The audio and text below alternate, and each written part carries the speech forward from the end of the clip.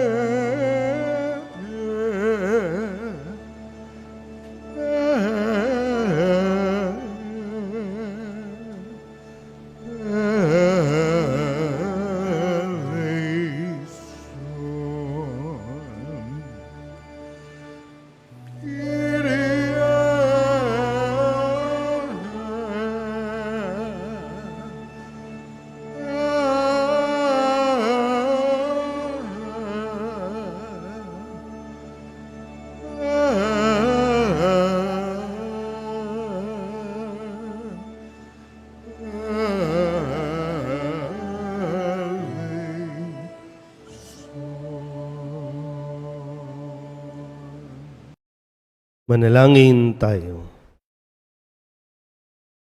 Ama naming makapangyarihan, ikaw ay maibigin at butihin sa tanan.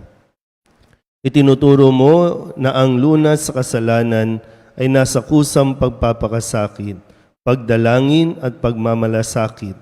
Tunghayan mo ang aming pag-amin sa nagawang pagsuway upang sa pagpapatira pa ng aming budhi sa iyong harap, kami lagi mong maibangon dahil sa iyong pag-ibig na tapat sa pamamagitan ni Jesucristo kasama ng Espiritu Santo magpasawalang hanggan. Amen. Umupo ang lahat. Dahil sa matinding pagkauhaw sa ilang, sinumbatan ng mga Israelita si Moises at ang Diyos.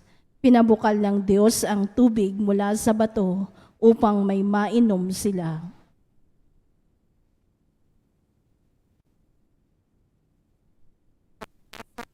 Sa aklat ng Exodo. Noong mga araw na iyon, talagang uhaw na ang mga Israelita. Kaya sinumbatan nila si Moises. Inialis mo ba kami sa Ehipto para patayin sa uhaw, pati mga anak namin at mga hayop? Kaya taimtim na nanalangin si Moises sa Panginoon. Ano ang gagawin ko sa mga taong ito? Ibig na nila akong batuhin. Sumagot ang Panginoon, magsama ka ng ilang pinuno ng sambahayan ng Israel at mauna kayo sa mga Israelita. Dalhin mo ang iyong tungkod na inihampas mo sa ilog at lumakad na kayo. Hihintayin ko kayo sa ibabaw ng malaking bato sa Horeb. Hampasin mo ito at bubukal ang tubig na maiinom ng mga tao. Gayon nga ang ginawa ni Moises, at ito ay nasaksihan ng mga kasama niyang leader ng Israel. Ang lugar na iyon ay pinangalanan nilang Masa at Meriba. Dahil sa dooy nagtalo-talo ang mga Israelita at sinubok nila ang Panginoon. Ang pinagtalunan nila ay kung pinapatnubayan sila ng Panginoon o hindi. Ang salita ng Diyos. Salamat sa Diyos. Salmong tugunan ang atin pong itutugon. Panginooy inyong dinggin, huwag niyo siyang salungatin. Tayo pong lahat. Panginooy inyong dinggin, huwag niyo siyang salungatin. Tayo ay lumapit sa ating Panginoon. Siya ay awitan. Ating papurihan ang batong kublihat natit kalakasan. Tayo ay lumapit sa kanyang harapan na may pasalamat. Siya ay purihin ng mga awiting may tula at galak. Tugon. Panginooy inyong dinggin, huwag niyo siyang salungatin. Tayo ay lumapit sa kanya'y sumamba at magbigay galang. Lumuhod sa harap nitong Panginoon, sa ati lumalang. Siya ang ating Diyos. Tayo ay kalinga niyang mga hirang. Mga tupa tayong inaalagaan. Tugon. Panginooy inyong dinggin, huwag niyo siyang salungatin. Ang kanyang salita ay ating pakinggan. Iyang inyong puso'y huwag patigasin, tulad ng ginawa ng inyong magulang nang nasa Meriba, sa ilang ng Masa. Ako ay tinuksot, doon ay sinubok ng inyong magulang. Bagamat nakita ang aking ginawang silang nakinabang. Tugon. Panginooy inyong dinggin, huwag niyo siyang salungatin. Ang pag-ibig ng Diyos ay ganap na nahahayag kay Jesus na nag-alay ng kanyang buhay para sa ating kaligtasan. Pagbasa mula sa sulat ni Apostol San Pablo sa mga taga-Roma. Mga kapatid, yamang napawalang sala na tayo dahil sa pananalig sa ating Panginoong Hesukristo. Sa pamamagitan niya'y mayroon na tayong kapanatagan sa harapan ng Diyos. Sa pamamagitan nga niya'y tinatamasan natin ang kagandahang loob ng Diyos at lubos tayong nagagalak sa ating pag-asa na makakasama sa kanyang kaluwalhatian. Hindi tayo nabibigo sa ating pag-asa, sapagkat ang pag-ibig ng Diyos ay binuhos sa ating mga puso sa pamamagitan ng Espiritu Santo na ipinagkaloob na sa atin. Sapagkat noong tayo'y mahihina pa, namatay si Kristo sa takdang panahon para sa mga makasalanan. Mahirap mangyaring ialay ni numan ang kanyang buhay alang-alang sa isang taong matuwid. Bagamat maaaring may mga has na gumawa nito alang-alang sa isang mabuting tao. Ngunit ipinadama ng Diyos ang kanyang pag-ibig sa atin nang mamatay si Kristo para sa atin nung tayo'y makasalanan. Ang salita ng Diyos. Salamat sa Diyos. Tumayo ang lahat.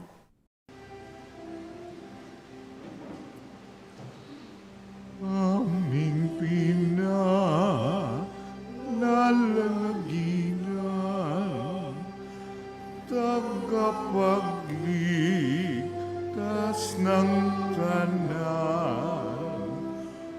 Panginoon, kami bigyan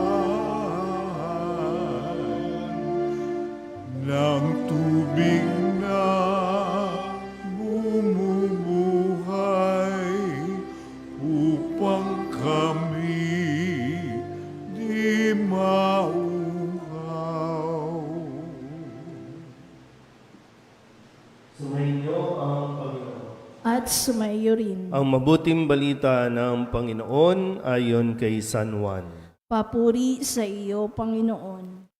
Noong panahong iyon, dumating si Jesus sa isang bayan sa Samaria na tinatawag na Sikar, malapit sa bukid na ibinigay ni Jacob sa kanyang anak na si Jose. Dito matatagpuan ang balon ni Jacob. Umupo si Jesus sa tabi nito sapagkat siya'y napagod sa paglalakbay. Halos katanghaliang tapat na noon. May isang Samaritanang dumating upang umigib. Sinabi ni Jesus sa kanya, "Maari bang makiinom?" Wala noon ang kanyang mga alagad sapagkat bumili ng pagkain sa bayan. Sinabi sa kanya ng Samaritana, "Kayo'y Hudyo at Samaritana ako. Bakit kayo humihingi sa akin ng inumin? Sapagkat hindi nakikitungo ang mga Hudyo sa mga Samaritano."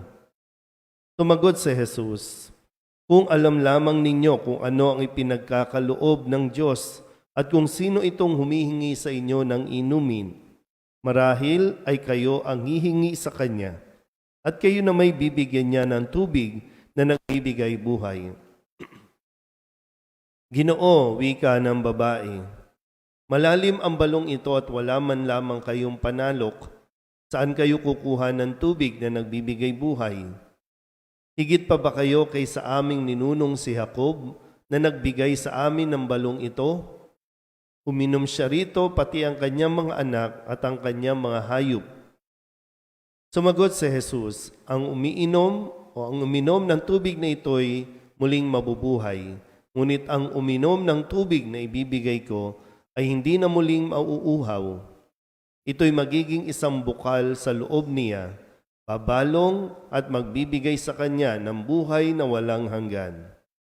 Sinabi ng babae, "Ginoo, kung gayon po'y bigyan ninyo ako ng tubig na sinasabi ninyo, nang hindi na ako mauhaw, ni pumarito pa upang sumalok.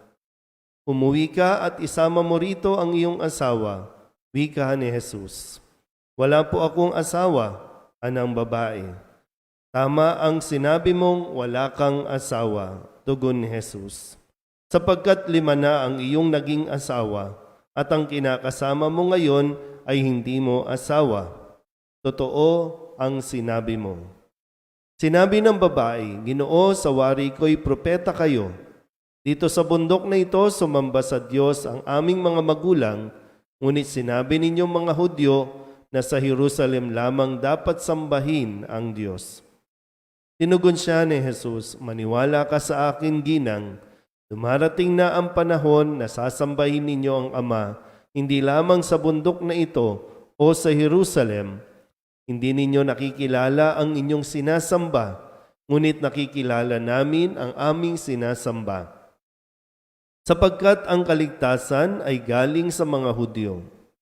Ngunit dumarating na ang panahon, ngayon na nga, na ang mga tunay na sumasamba sa Ama ay sasamba sa Kanya sa Espiritu at sa katotohanan, sapagkat ito ang hinahanap ng Ama sa mga sumasamba sa Kanya. Ang Diyos ay Espiritu, kaya dapat siyang sambahin sa Espiritu at sa katotohanan." Sinabi ng babae, "Nalalaman ko pong paririto ang Mesiyas, ang tinatawag na Kristo. Pagparito niya, siya ang magpapahayag sa atin ng lahat ng bagay. Akong nagsasalita sa iyo ang tinutukoy mo," sabi ni Jesus. Dumating ang sandaling iyon, ang kanyang mga alagad. Nabigla sila nang makitang nakikipag-usap siya sa isang babae. Ngunit isa man sa kanila'y walang nagtanong kung ano ang ibig ni Jesus o kaya'y kung bakit siya nakikipag-usap sa babae. Iniwan ng babae ang kanyang banga, bumalik sa bayan at sinabi sa mga taga roon, "Halika kayo, tingnan ninyo ang taong nagsabi sa akin ng lahat ng ginawa ko. Siya na kaya ang Kristo?" Kaya't lumabas sila ng bayan at nagpunta kay Jesus. Samantala, makailang ulit na sinabi sa kanya ng mga alagad, "Rabay, kumain na po kayo." Ngunit sumagot siya, Ako'y may pagkaing hindi ninyo alam. Kaya't nag-usap-usap ang mga alagad. May nagdala kaya sa kanya ng pagkain? Sinabi sa kanila ni Jesus, ang pagkain ko'y ang tuparin ang kalooban ng nagsugo sa akin at ganapin ang ipinagagawa niya. Hindi ba sinasabi ninyo 4 na buwan pa at anihan na? Sinasabi ko sa inyo, masdan ninyo ang mga bukid, inog na at handa ng anihin. Ang gumagapas ay tumatanggap ng upa at nagtitipon ng bunga para sa buhay na walang hanggan. Kaya't magkasamang nagagalak ang naghahasik at ang nag-aani. Kaya totoo ang kasabihang, iba ang naghahasik at iba naman ang nag-aani. Tinugo ko kayo upang anihin ang hindi ninyo inihasik. Nagpagalang iba at kayo ang nag-aani sa kanilang pinagpagalan. Maraming Samaritano sa bayang yaon ang sumampalataya kay Jesus dahil sa patotoong ito ng babae. Sinabi niya sa akin ang lahat ng aking ginawa. Kaya't paglapit ng mga Samaritano kay Jesus, hiniling nila na tumigil muna siya roon at nanatili siya roon ng 2 araw. At marami pang sumampalataya nang mapakinggan siya. Sinabi nila sa babae, nananampalataya kami ngayon, hindi na dahil sa sinabi mo, kundi dahil sa narinig namin sa Kanya. Nakilala namin siya nga ang tagapagligtas ng sanlibutan. Ang mabuting balita ng Panginoon. Pinupuri ka namin, Panginoong Hesukristo. Umupo ang lahat. Isang magandang umaga po sa inyong lahat. Sa haba ng ating pong kwento sa Ebanghelyo, hanggang saan ang inyong nakayang tanggapin? Umpisa lang, tapos wala na, lutang na ulit. Hanggang saan ang kwento na inyo pong matatandaan? Sige, mag-usap muna kayong magkatabi. Hanggang saan ang naaalala ninyong kwento? Minsan kayo sa kahabaan, madaling mapukaw, madaling maagaw ng mga iniisip natin. Kung anong pupuntahan mo mamaya, anong lulutuin mamaya, anong inaalala mo mamaya. Kaya tuloy, nakakalimutan natin lagi yung kung ano ang aral na nais na ibigay sa atin ngayon. Tayo po ay nasa 3 linggo ng atin pong paglalakbay. Iba't ibang lugar, iba't ibang venue o destinasyon ang atin pong pinupuntahan o kung saan tayo dinadala ni Jesus para ipaunawa lang sa atin at maipaintindi kung gaano tayo kahalaga, kung gaano tayo kamahal ng Diyos. Sabihin nyo nga sa katabi ninyo, mahal ka ng Diyos. Tinan po, balikan ko lang ng konti, no? Kasi iba pag 6 a.m., yung batch ng 6 a.m., yan, medyo mga senior na yan, no? Kaya kahit anong tanong ko, hindi na naman makakasagot yan. Yan, dito na lang ako, no? Review lang tayo ng konti. Noong unang linggo, tayo po ay dinala sa isang disyerto at ipinaalala sa atin yung karanasan ni Jesus na maging si Jesus ay tinukso. Maging si Jesus, ha? At ang bawat panunukso na kanyang naranasan ay naranasan at nararanasan natin ngayon. Pero hindi ibig sabihin, hindi natin kakayanin tanggihan o labanan ang inaalok ng tukso. Tukso sa kapangyarihan, tukso sa kayamanan, tukso sa kasikatan. Itong 3 ito, no? Favorite itong gamitin ng demonyo. 2 linggo, dinala naman tayo sa bundok kung saan ipinakita sa mga alagad ang kaluwalhatian ni Jesus, yung pagbabagong anyo. Pero importante doon ay yung mensahe na sinabing, ito ang pinakamamahal kong anak, pakinggan ninyo siya. Yan. O ngayon naman, punta naman tayo sa isang bayan sa Samaria. At specifically, yung lugar na kung saan mayroong balon ni Jacob. Anong mayroon sa balon? Tubig. No? Balon. Naupo si Jesus doon sa balon kung saan paparating ang isang Samaritana, isang babae. Pag sinabing Samaritana, itinuturing ito ng mga Hudyo na makasalanan. Outcast, hindi pinapansin, mababang uri. Samaritana na, babae pa.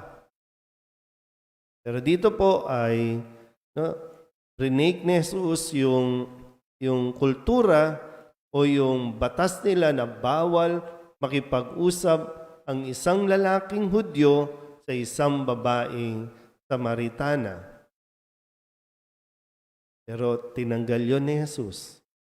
Siya mismo ang nag-initiate.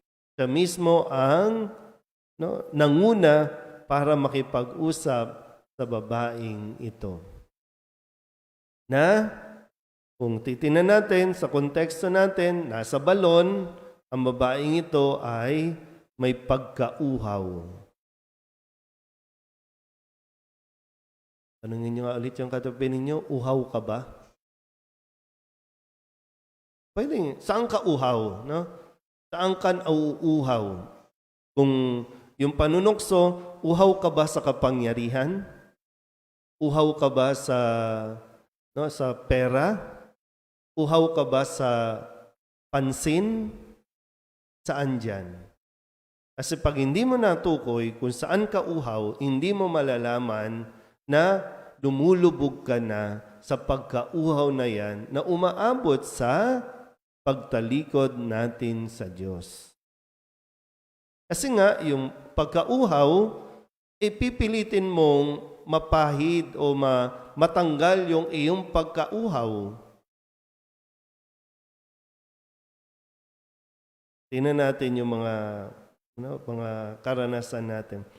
Kung uhaw ka kasi ito pong babae, narinig nyo naman, no? Sabi dito, nung sinusubukan ni Jesus na sabihin, sige, umuwi ka, dalhin mo dito yung asawa mo. Sabi, wala po akong asawa. Oo, wala kang asawa.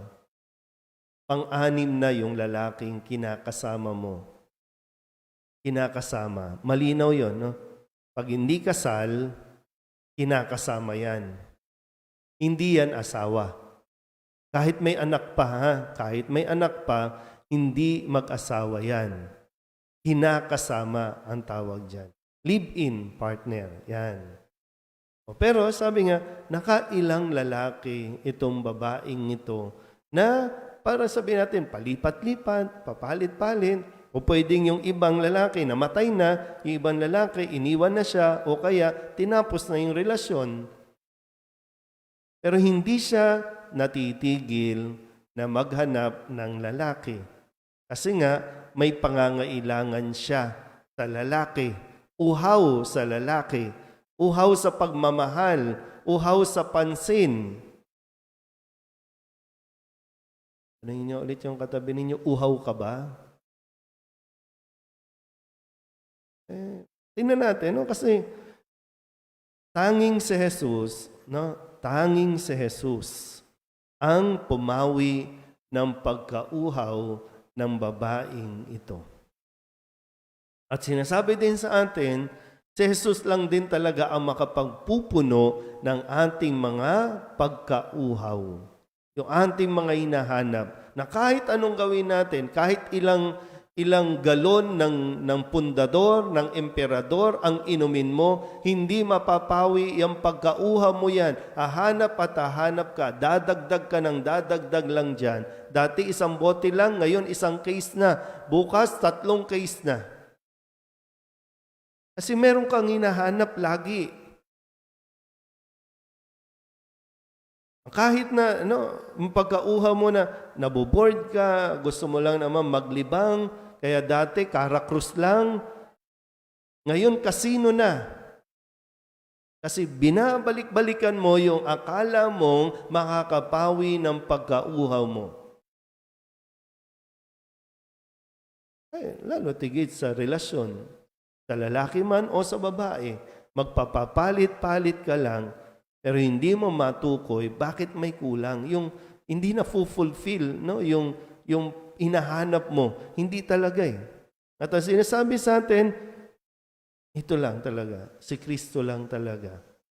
Kapag natanggap mo o tinanggap mo ang pag-ibig ng Diyos, sapat na yan at masasabi mo, okay na ako. Tanong, tinanggap na ba natin si Jesus? Kahit nagsisimba tayo, kahit ano pang debosyon ang ginagawa natin, pag hindi mo tinanggap si Jesus, hahanap at hahanap ka ng lalaki. Papatol sa iyo o papatulan mo. Hanap ka ng kung anumang bisyo na inaakala mo magpapasaya sa iyo. Hindi pa naman buti, ha? Kaya nga nasa panahon tayo ng Kwaresma para mas magkaroon tayo ng malalim na pagninilay. Kapag pagnilayan natin at nakita na natin kung saan tayo dinala ng ating mga pagkauhaw, umalik tayo sa Diyos. Tanging si Jesus ang papawi ating mga pagkauhaw sa buhay. Amen? Magsitayo ang lahat. Ipahayag natin ang ating pananampalataya. Sumasampalataya ako Sa Diyos, amang makapangyarihan sa lahat, na may gawa ng langit at lupa. Sumasampalataya ako kay Kristo, iisang anak ng Diyos, Panginoon nating lahat.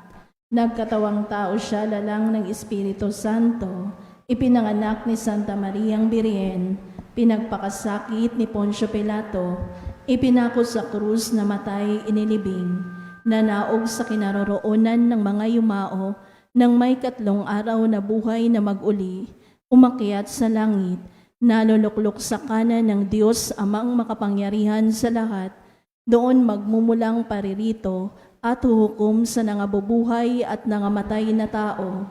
Sumasampalataya naman ako sa Diyos Espiritu Santo, sa banal na simbahang Katolika, sa kasamahan ng mga banal, sa kapatawaran ng mga kasalanan, sa pagkabuhay na muli ng nangamatay na tao, at sa buhay na walang hanggan. Amen. Mga kapatid, tunay ngang ang ating Panginoon, ang ating manunubos. Manalangin tayo ngayon sa Diyos Ama upang tayo makasalok sa tubig ng buhay. Siyang papawi sa ating pagkauhaw. Ang ating itutugon, O Diyos, Ikaw ang aming tubig ng buhay. O Diyos, Ikaw ang aming tubig ng buhay. Tulungan mo ang mga pinuno ng aming simbahang maging daluyan ng tubig ng buhay sa kanilang ministeryo at paglilingkod sa kawang nasa kanilang pangangalaga. Kami dumadalangin. O Diyos, Ikaw ang aming tubig ng buhay. Patirin mo ang pagkauhaw ng kalooban ng aming mga pinunong nasyonal at lokal upang sila'y maging maawain at mahabagin sa kanilang pampublikong at pribadong buhay. Kami dumadalangin. O Diyos, Ikaw ang aming tubig ng buhay. Maging bukal ng pag-ibig nawa ng bawat pamilya, Ikaw na tubig ng buhay, upang bawat magulang, anak, kapatid at kamag-anak ay maging daluyan ng pagpapatawad at pagkakasundo. Kami dumadalangin. O Diyos, Ikaw ang aming tubig ng buhay. Pasalukin mo nawa ang aming mga minamahal na yumao ng buhay na walang hanggan sa iyong pag-ibig, Ama. Kami dumadalangin. O Diyos, Ikaw ang aming tubig ng buhay. Idulog din natin sa Panginoon ang ating mga personal na kahilingan at mga panalangin para sa ating mga pamilya. Ganon din ang lahat ng mga kahilingan ng mga nanonood sa online, lahat ng mga misang pasasalamat, natatanging kahilingan para sa agarang paggaling ng mga may sakit, lahat ng mga kaluluwa na inihiling na ipagdasal sa misang ito.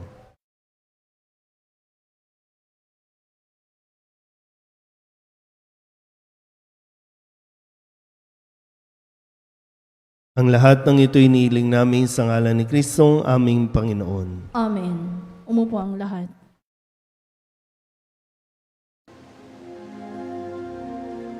Buksan ng aming puso, turuan mong mag-alala sa bawat pagkuturo, lahat ay makayakap. Buksan ang aming isip, sikatan ng liwanag ng pusang matangkilik, tungkuling nabanal. Buksan ang aming palad, sarili marialay. Tulungan mong ihanap kami ng bagong malay. Manalangin kayo mga kapatid upang paghahain natin ay kalugdan ng Diyos amang makapangyarihan. Tanggapin nawa ng Panginoon itong paghahain sa iyong mga kamay, sa kapurihan niya at karangalan sa ating kapakinabangan at sa buong sambayanan niyang banal. Ama naming lumikha, kalugdan mo ang aming paghahain upang ang mga kasalanan naming inihingi ng kapatawaran sa iyo ay matutuhan din naming ipatawad sa kapwa-tao sa pamamagitan ni Jesucristo kasama ng Espiritu Santo magpasawalang hanggan. Amen. Sumainyo ang Panginoon. At sumayo rin. Itaas sa Diyos ang inyong puso at diwa. Itinaas na namin sa Panginoon. Pasalamatan natin ang Panginoong ating Diyos. Marapat na siya ay pasalamatan. Ama naming makapangyarihan, tunay ngang marapat na ikaw ay aming pasalamatan sa pamamagitan ni Jesucristo na aming Panginoon. Sa kanyang paghingi ng tubig sa babaeng taga-Samaria, kanyang ipinagkaloob ang pananalig upang ang nilapitan niya'y samampalataya. Sa pagkauhaw ng iyong anak, kanyang masiding hinahangad na ang pag-ibig mo'y maipakilala sa mga sumasampalataya sa kanya. Kaya kaisa ng mga anghel nagsisiawit ng papuri sa iyo, nang walang humpay sa kalangitan, kami nagbubunyi sa iyong kadakilaan.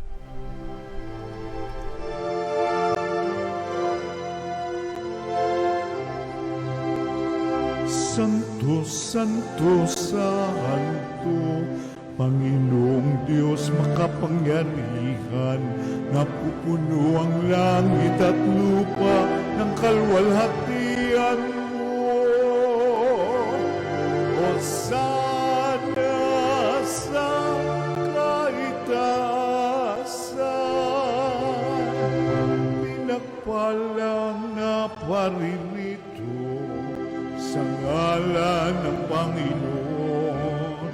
Hosana sa kaitaasan.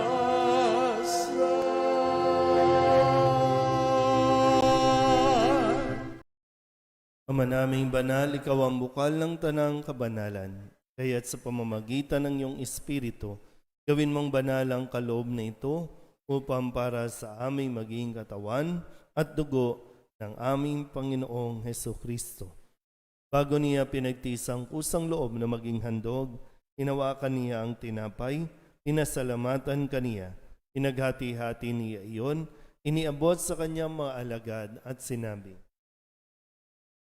"Tanggapin ninyong lahat ito at kanin, ito ang aking katawan na ihahandog para sa inyo."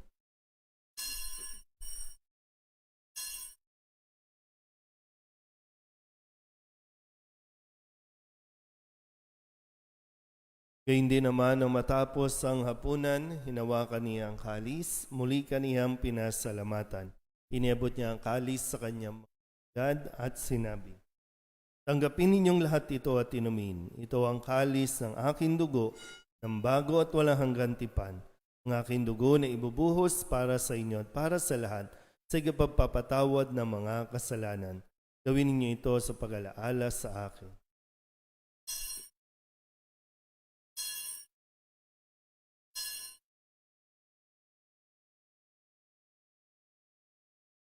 Ipagbunyi natin ang misteryo ng pananampalataya. Si Kristo ay namatay. Si Kristo ay namuhay.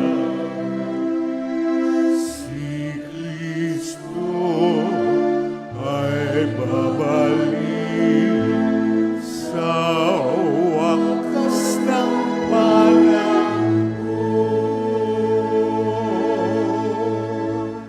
Ama, ginagawa namin ngayon ang pag-alaala sa pagkamatay at muling pagkabuhay ng iyong anak, kaya iniaalay namin sa iyo ang tinapay na nagbibigay buhay at ang kalis na nagkakaloob ng kaligtasan. Kami nagpapasalamat dahil kami iyong minarapat na tumayo sa harap mo para maglingkod sa iyo. Sinasamo namin kami magsasalo-salo sa katawan ng tugon ni Kristo ay mabuklod sa pagkakaisa sa pamamagitan ng Espiritu Santo. Ama, lingapin mo ang iyong simbahang laganap sa buong daigdig. Puspusin mo kami sa pag-ibig kaysa ni Leon na aming Papa at ni Jose na aming Obispo at ng Tanang Kaparian.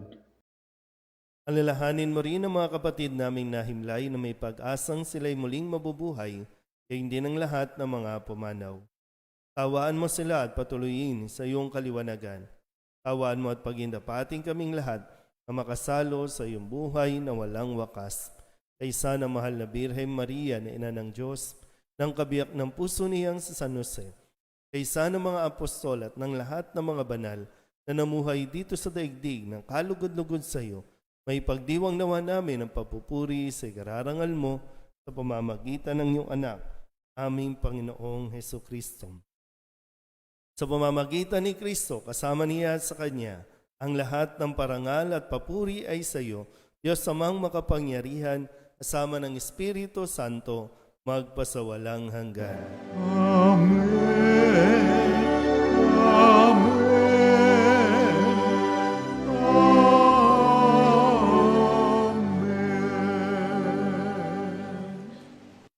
Buong kababaang loob tayong tumawag sa ating Panginoon ng Ama namin.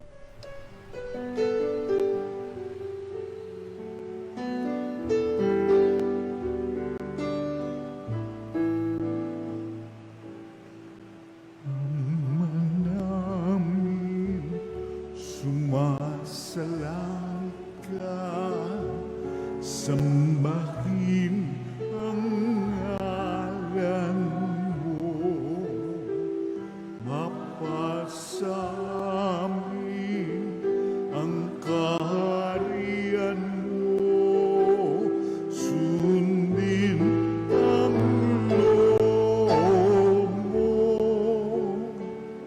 dito sa lupa para ng sa langit. Bigyan mo po kami ngayon ng aming kakanin sa araw-araw at patawarin mo kami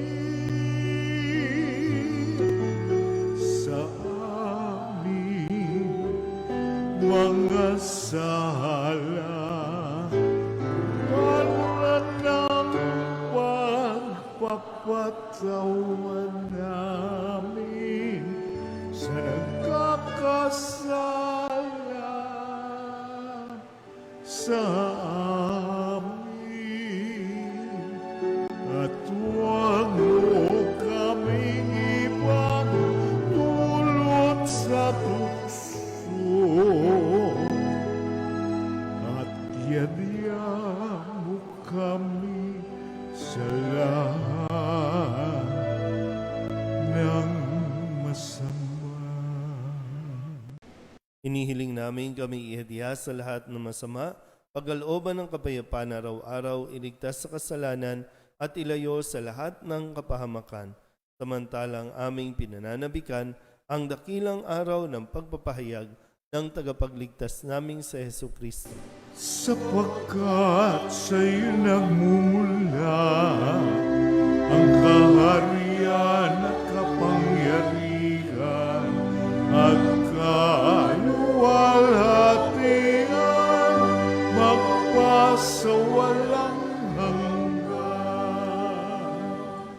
Panginoong Jesucristo, sinabi mo sa iyong mga apostol, kapayapaan ang iniiwan ko sa inyo, aking kapayapaan ang binibigay ko sa inyo. Tunghayan mo ang aming pananampalataya at huwag ang aming mga pagkakasala. Pagkalooban mo kami ng kapayapaan at pagkakaisa ayon sa iyong kalooban, kasama ng Espiritu Santo, magpasawalang hanggan. Amen. Ang kapayapaan ng Panginoon ay laging sumainyo. At sumaiyo rin. Magbigayan po tayo ng kapayapaan sa isa't isa.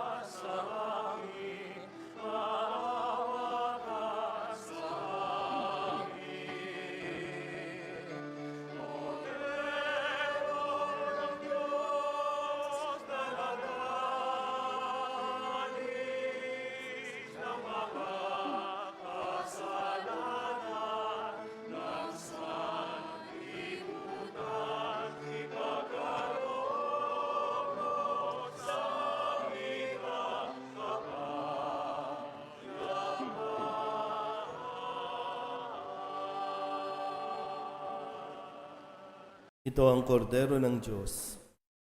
Ito ang nag-aalis ng kasalanan ng sanlibutan. Palad ang mga inaanyayahan sa kanyang piging. Panginoon, hindi ako karapat-dapat na magpatuloy sa iyo, ngunit sa isang salita mo lamang ay gagaling na ako. Katawan ni Kristo, Amen.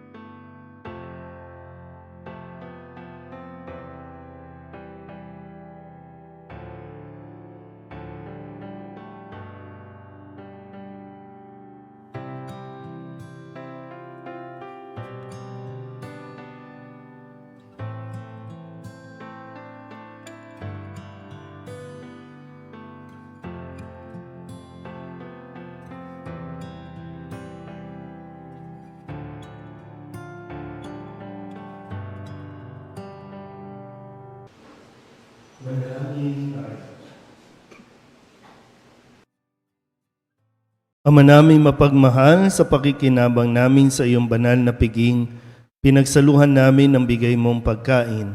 Ang ginaganap namin ngayon sa pagdiriwang ay lubos nawang mangyari sa gawain namin araw-araw sa pamamagitan ni Jesucristo kasama ng Espiritu Santo magpasawalang hanggan. Amen.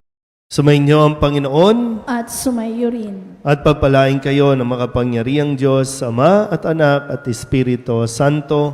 Amen. Tapos na ang banal na misa, humayo tayo sa kapayapaan ni Kristo. Salamat sa Diyos. Magandang umaga po. Morning, Father. Nuestro Padre Jesus Nazareno, sinasamba ka namin, pinipintungo ka namin, aral mo ang aming buhay at kaligtasan. Nuestro Padre Jesus Nazareno, iligtas mo kami sa kasalanan. Ang krus mong kinamatayan ay sagisag ng aming kaligtasan. Nuestro Padre Jesus Nazareno, dinarangal ka na amin. Nuestro Padre Jesus Nazareno, nilulwalhati ka namin. Nuestro Padre Jesus Nazareno, dinarangal ka na amin. Nuestro Padre Jesus Nazareno, nilulwalhati ka namin.